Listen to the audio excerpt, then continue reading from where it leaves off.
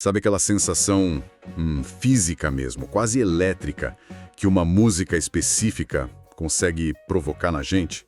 Aquele arrepio que sobe de repente, o braço fica todo eriçado? Sim, sim, inconfundível. Pois é. Pode ser num show lotado, aquela energia toda, ou, sei lá, em casa quieto, só com fone de ouvido. É uma coisa poderosa, né? Não dá pra negar. Exato. Hoje a gente vai mergulhar nos trechos bem instigantes de um material chamado Music, The Tribal Technology of Survival. A ideia aqui, a nossa missão, é tentar ir um pouco além do entretenimento, sabe? Tentar entender por que a música tem esse poder todo sobre nós. Vamos buscar umas pistas, não só no som em si, mas quem sabe da nossa história, lá atrás, como espécie, como tribo. Ok, vamos tentar desembrulhar isso juntos. Vamos! E é fascinante pensar nisso, né? Porque essa reação física, o arrepio, ela é quase universal. Acontece com todo mundo ouvindo coisas super diferentes. Verdade. Mas a gente raramente para pra pensar, tipo, por que isso acontece? E essa perspectiva que a gente vai explorar hoje, ela sugere que a resposta talvez não esteja só na neurociência mais atual, dopamina, ondas cerebrais, Certo. mas em algo bem mais antigo, sabe? Ligado à nossa evolução mesmo. O fascinante aqui é, essa sensação tão comum pode ser uma chave pra gente entender algo bem fundamental sobre nós, como seres humanos. Total.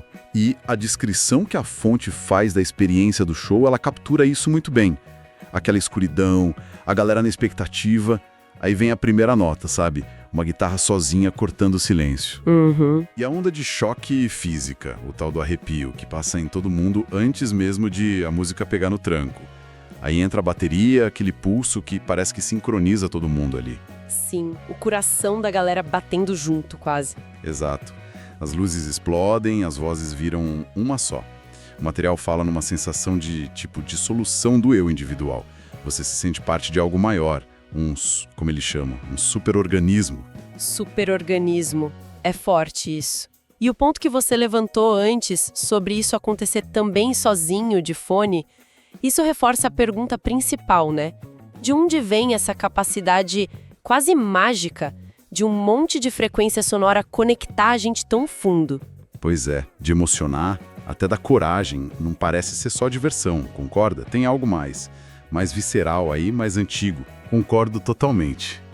Porque se fosse só uma coisa aprendida, sei lá, cultural, talvez não fosse tão universal, né? Essa reação física tão consistente, que passa por cima de gosto musical, de cultura. Exatamente.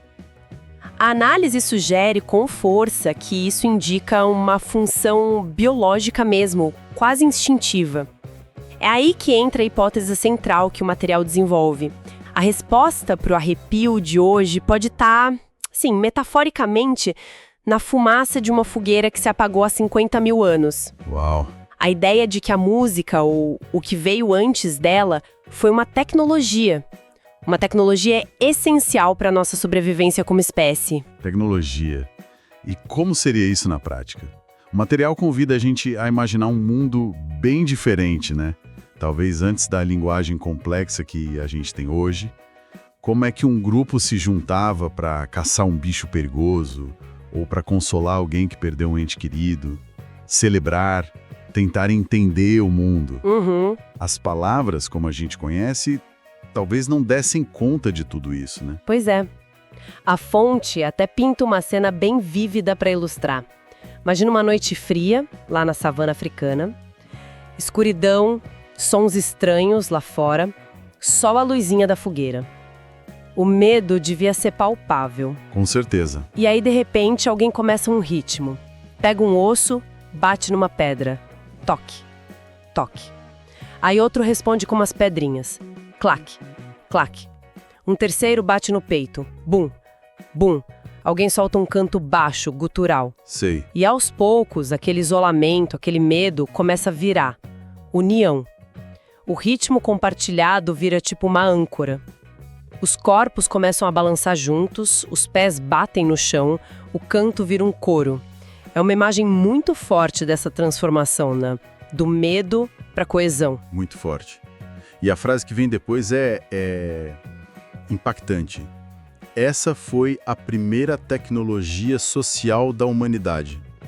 muito antes da roda. Era uma ferramenta de sobrevivência. Tecnologia social. Isso muda tudo, né? Pensar no ritmo, no som, não como arte, mas como ferramenta. Muda completamente a perspectiva, porque se a gente conecta isso com o quadro geral da evolução humana, faz muito sentido.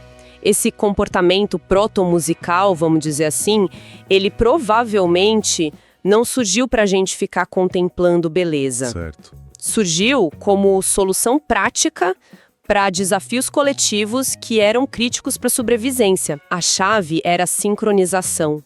O ritmo junto não unia só os corpos, o movimento. Unia também os estados emocionais, mentais do grupo. Aquela sensação que você descreveu do show, de nossos corações batem como um só, talvez fosse bem literal e figurativa também para esses nossos ancestrais. Gerava coesão, confiança, um senso de unidade que era vital para sobreviver num ambiente super hostil. Aqui a coisa fica realmente interessante. A análise vai fundo e detalha algumas dessas funções ancestrais-chave, com exemplos muito fortes. Vamos pegar a preparação para caçar um animal gigante, tipo um mamute. Devia ser uma tarefa brutalmente perigosa. Imagina o medo individual. Devia paralisar. Exato. E aí que entrava o que o material descreve como rituais pré-caça. Talvez uns tambores, uns cantos que contavam histórias de sucesso, ou que invocavam força, sei lá. E o ritmo ia crescendo. Isso agia no corpo mesmo, aumentava o batimento cardíaco de forma controlada, liberava adrenalina, transformava um monte de indivíduos assustados numa unidade, num bloco focado e coeso. É muito potente pensar nisso que a fonte coloca. A música era a sua coragem. O som organizado vencendo o medo que paralisa. Uau! Incrível, né? E tem outro exemplo igualmente profundo. O jeito de lidar com o luto coletivo. Imagina a dor da perda de alguém doente, um caçador que não volta. Isso podia desestabilizar o grupo todo. Sim, claro. As palavras talvez fossem pequenas para isso. Exato.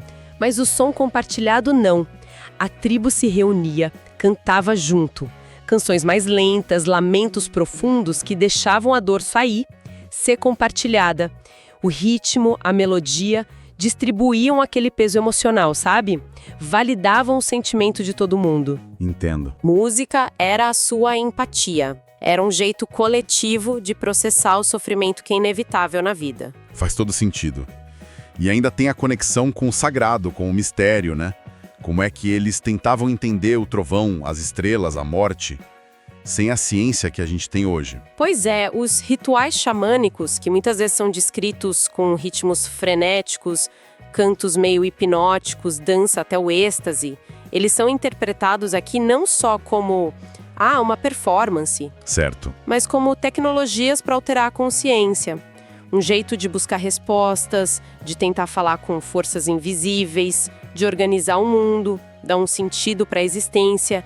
Nessa visão, a música era a sua religião, a sua ciência, uma ferramenta para lidar com o desconhecido. Essa ideia de que essas práticas funcionavam e ainda mexem com a gente hoje, num nível biológico, neurológico profundo, isso é central, né? A evolução teria moldado o nosso cérebro por milênios para associar som rítmico, feito junto, com segurança, com pertencimento, com poder coletivo. Sim, é como se fosse uma linguagem primordial, que a parte mais antiga do nosso cérebro, aquele cérebro reptiliano, responsável pelas reações mais instintivas de sobrevivência, ele entendesse na hora. Som ritmado em grupo era um sinal inconsciente. Estamos juntos, estamos seguros, somos fortes. Entendi. O que, claro, levanta uma questão importante. Como é que essas funções tão antigas, tão gravadas no nosso hardware neural, vamos dizer assim, se manifestam hoje, no nosso mundo que é tão diferente da savana? E a análise faz essa ponte direitinho. Conecta essas funções lá de trás, direto com as nossas experiências com música hoje. De forma bem direta, aliás. Aqueles shows e festivais lotados que a gente falou no começo. Seriam os nossos rituais tribais modernos.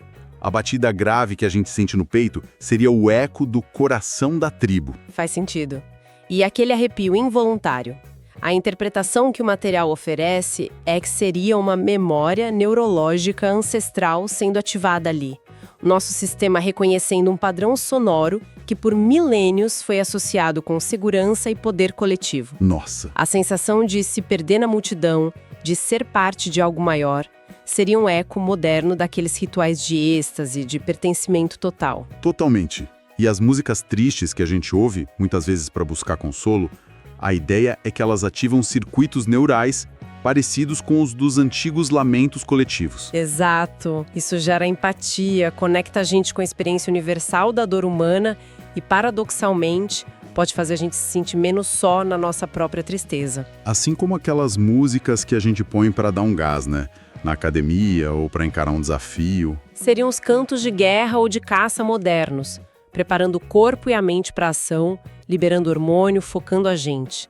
A forma mudou totalmente, mas a função básica de usar o som para modular nosso estado físico e mental, ela parece que continua lá. O que é fascinante aqui é pensar em toda essa indústria musical gigantesca, global, como a manifestação de hoje dessa necessidade humana fundamental, ancestral.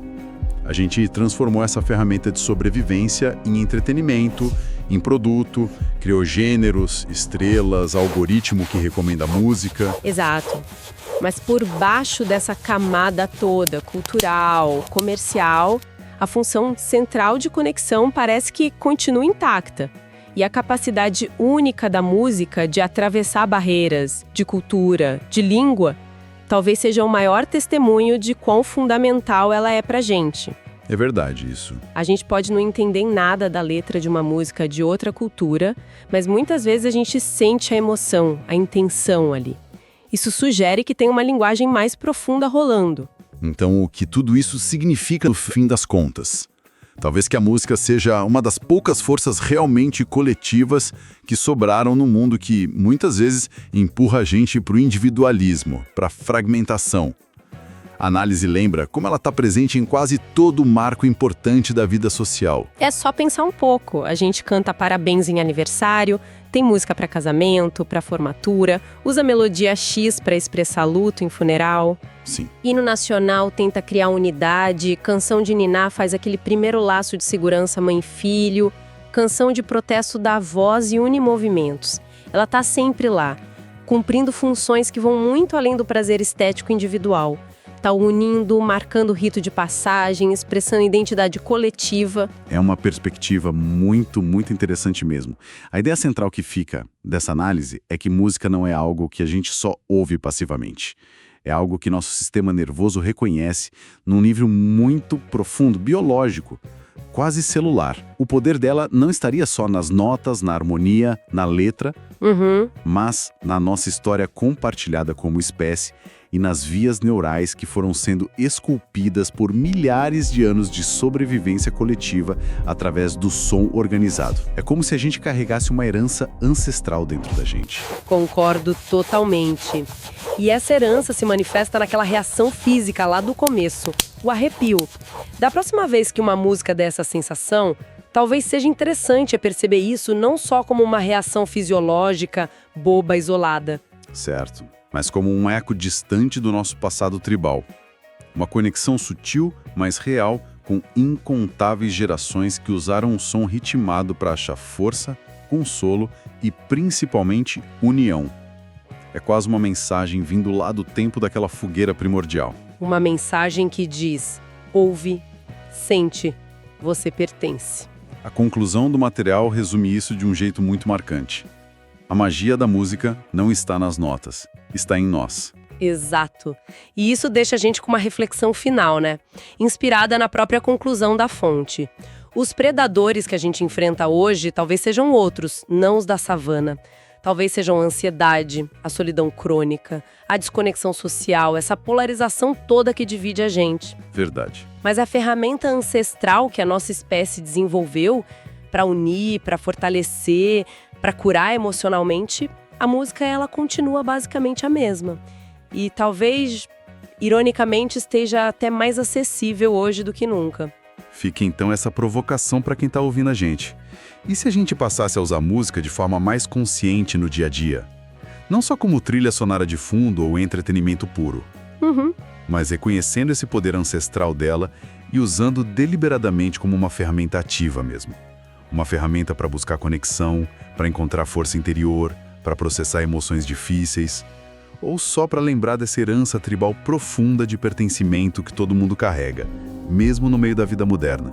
Como será que isso poderia mudar nossa relação com o som e talvez com a gente mesmo e com os outros, né? Fica a reflexão.